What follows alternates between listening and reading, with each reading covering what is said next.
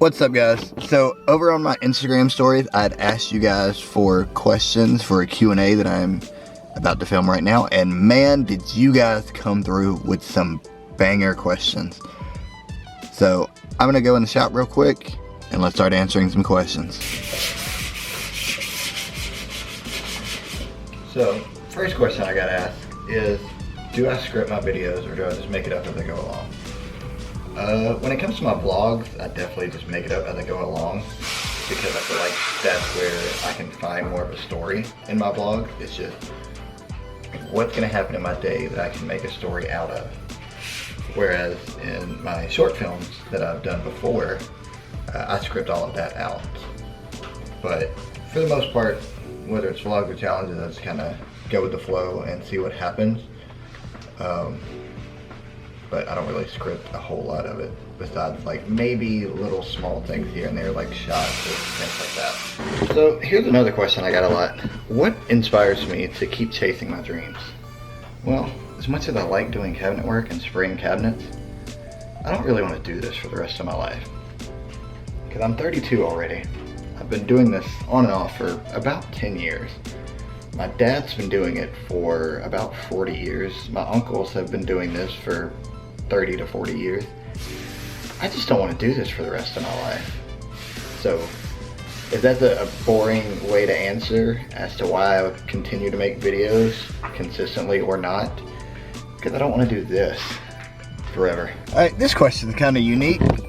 What inspired the Steven Chronicles name and what does it represent to you now? So, I wanted to have a name that I considered unique because I didn't want like Steven Vlogs or, you know, something generic like that. I think whenever I first started the channel, when I was with my girlfriend at the time, I think the channel was called like the Bama Couple or Bama Couple or something like that. Wasn't a big fan of it, but whatever.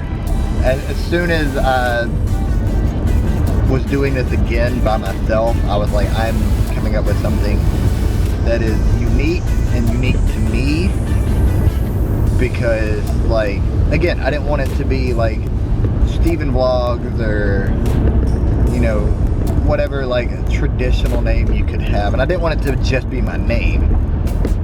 I wanted it to be something that I felt described me encapsulating my life in videos, which is what Chronicles is. It's something that is in a order. And so yeah, that's how I came up with the name. And what it represents to me now is I posted my first video in 2014. So I've been doing this on and off for 11 years.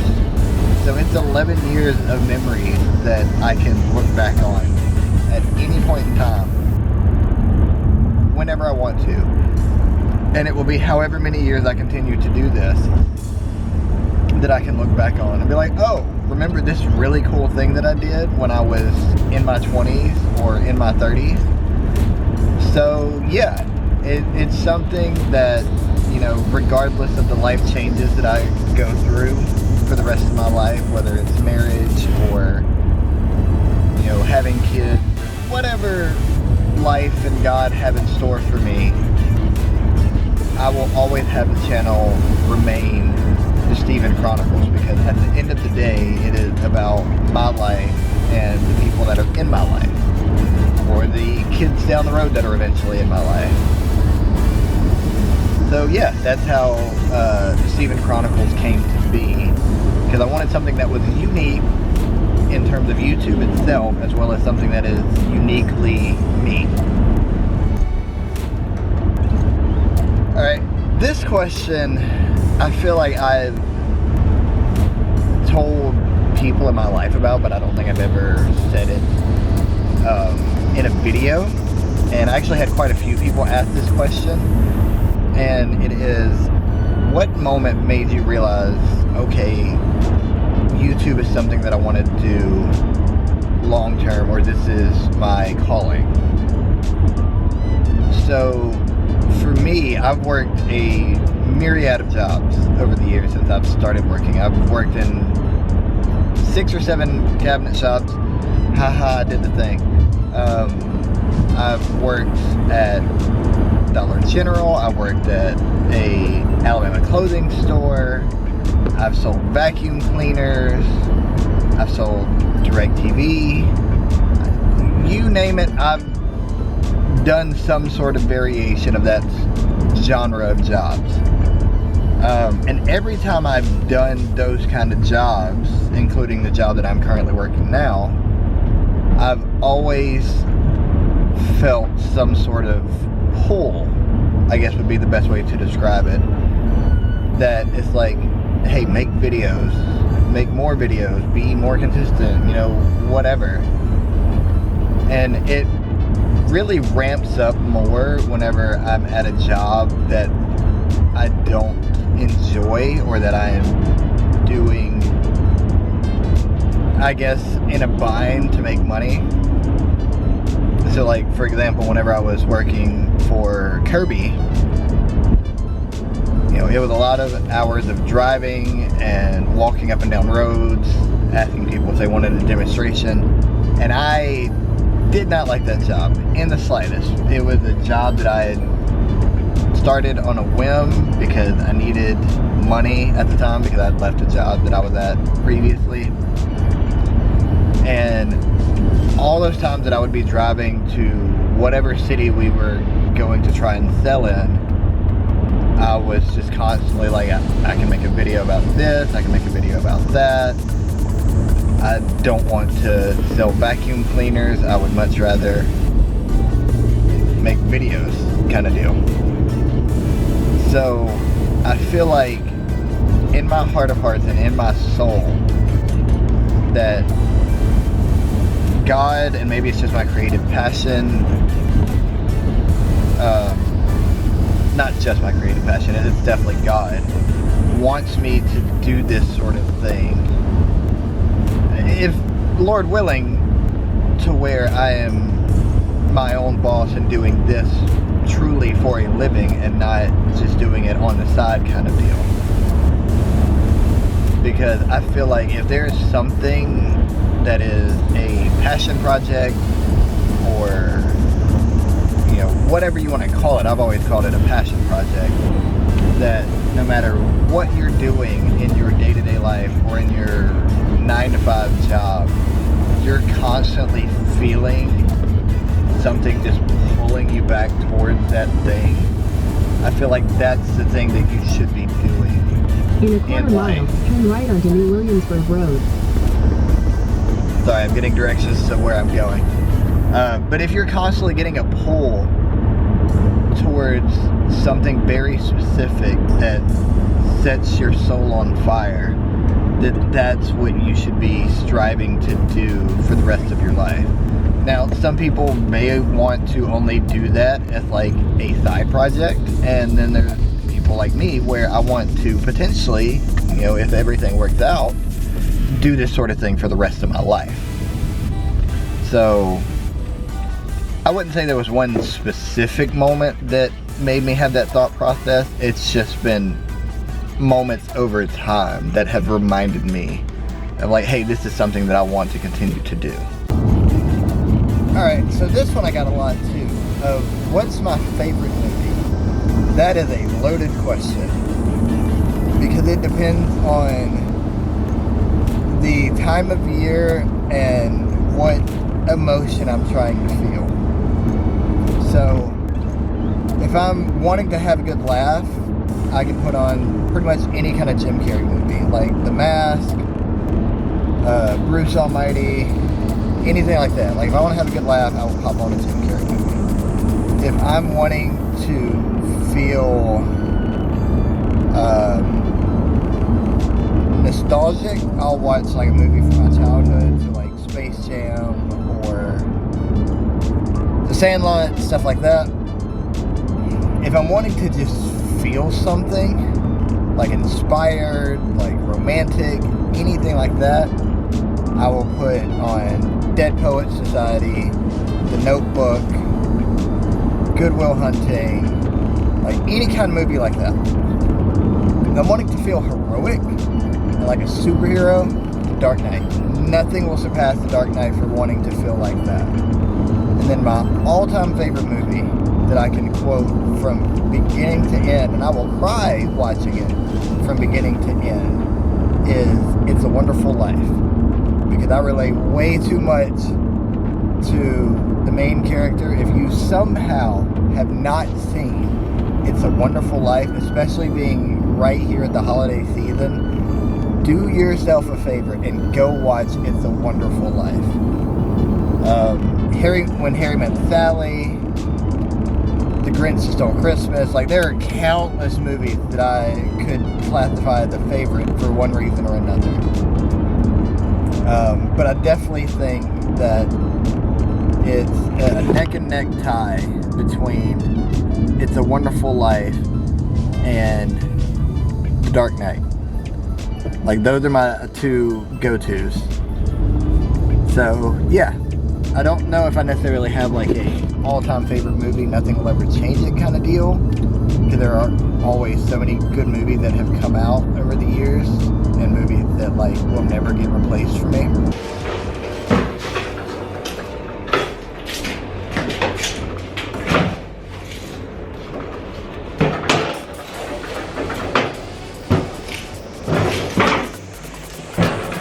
There you go. So there were two questions that I got asked that I feel like kind of coincide with each other, and it was, what is my go-to comfort food when I'm editing, and if I could have either infinite video ideas or infinite editing energy. I don't really have a comfort food per se when I'm editing. It's more of snacks. I usually prefer like sour candies whenever I'm editing, just because it kind of like keeps me awake. I guess it kind of jolts me a little bit depending on what sour candy it is. So I don't really have a comfort food. It's just whatever we had for dinner that night. But I definitely prefer sour candy when I'm editing. In terms of the second one, definitely infinite video ideas, because then I could constantly have stuff on the back burner that I could do. It would just be a matter of me getting around to editing them, and I would much rather have too many ideas to edit than have too much energy to edit and not enough videos to edit, if that makes sense. So another question that I got that a lot of you guys actually asked, also don't mind all of that, cooking Thanksgiving dinner right now, and it's 8:30 in the morning because I've got like 2 different Thanksgivings to go to. Anyway, another question that I got was, what creators influence my style for how I edit, how I film, all that sort of thing? So I have 3 answers for that actually. So in terms of color grading, it's definitely going to be Tribe Tyler. He doesn't make videos anymore, but you can probably go back and find some of his old vlogs and just his color grading style, and that's what I'm trying to achieve. Not necessarily reach that just yet, but that's what I'm going for in terms of like color grading, how it's all like really nice and cinematic, you know, this, that, and the third. Secondly, I would probably say Peter McKinnon for his use of sound effects and transitions, which I'm still, again, trying to hone in on. And then thirdly, for just like overall filming and editing style, would be Casey Neistat, obviously. So what I'm basically essentially wanting to do is combine all 3 of those into my own little thing.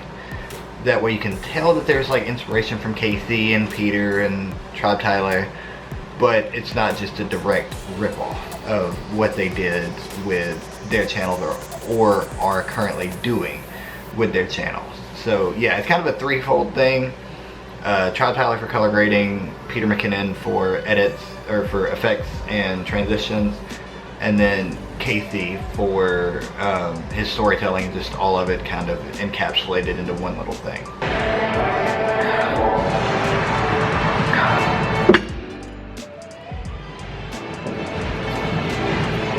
So one question that I got was, where do I see the channel in 5 years? So where do I see the Steven Chronicles realistically in 5 years? Realistically, if I'm being completely honest, it's going to be a case of, if I'm able to be consistent and do the things that I know that I can do as a YouTuber, content creator, whatever label you want to put there, I think that I can have the channel in 5 years at 100,000 plus subscribers. That's not me bragging on myself. That's not me trying to boost my own ego. I think if I genuinely lock down and do the things that I need to do and that I know that I can do, I think realistically I can have the channel at 100,000 subscribers. Now, if I continue to do the things that I have been doing and not pushing myself, then the channel will remain stagnant. I will either continue to lose subscribers or I may gain a couple, 30 or 40, something like that. If I'm not sounding pretentious and I guess trying to be a little bit more realistic, I think that I could get the channel in 5 years to, I don't know, 20,000 subscribers. So, 16,000 from where it is right now in 5 years, which I fully think that I could do. But yeah, that question kind of made me think, and so I figured I'd put that in here. So another fun question that I got is, what is my dream filming location? And that's a loaded question, because I feel like that question, or my answer to that question, will change every time I knock off one of those goals off the list. Because as of right now, my dream filming location is Italy. Doesn't matter where in Italy, just want to be in Italy filming. Because I think that would be just very cinematic, very pretty vlog. After I film there, I think next would probably be Bali. Just because of the water there is super pretty and blue. Third after that, either England or France. Like London, England, or Paris, France would probably be my third option. But as it stands right now, and I don't think anything will surpass it until I film there, it's going to be Italy. Hands down. I would have so many videos made. I would take so many photos in Italy. It would be absolutely insane. So dream filming location, hands down, has to be Italy.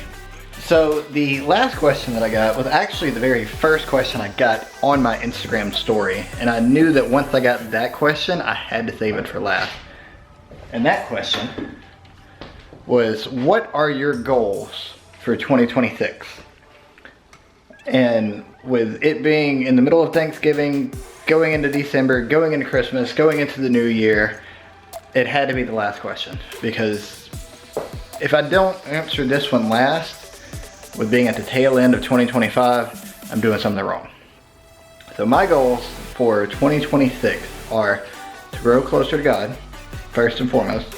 Secondly is to grow this channel as much as I possibly can. Thirdly, to grow my body more with working out and mentally and emotionally, trying to do all of those things correctly. 4, just being a better person in general, to my friends, to my family, to all of those things. What else do I have?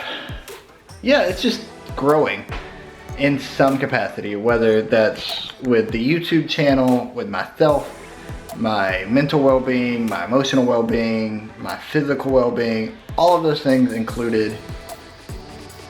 2026 is all about growth for me. And thankfully, I've got some very good friends that I know will hold me accountable, some family that will hold me accountable. I've got friends that I consider family that will hold me accountable. But yeah, 2026 is all about growth. And that is going to do it for this Q&A. Thank you for everybody that submitted questions. I will never be able to express how much it means that you guys even wanted to leave any questions. But that's gonna do it for this video. I actually gotta go edit this video really quickly and upload it because it's Friday right now. And I said I was going to post every single Friday unless I had some sort of like legitimate excuse or random occurrence that would prevent me from being able to upload every single Friday. So that's gonna do it for this video. If you guys enjoyed this video, give me a big thumbs up. If you want to see more Q&A, let me know down in the comments below. God, it's been forever since I've done an outro. I love you guys, and I will see you in the next one. Bye!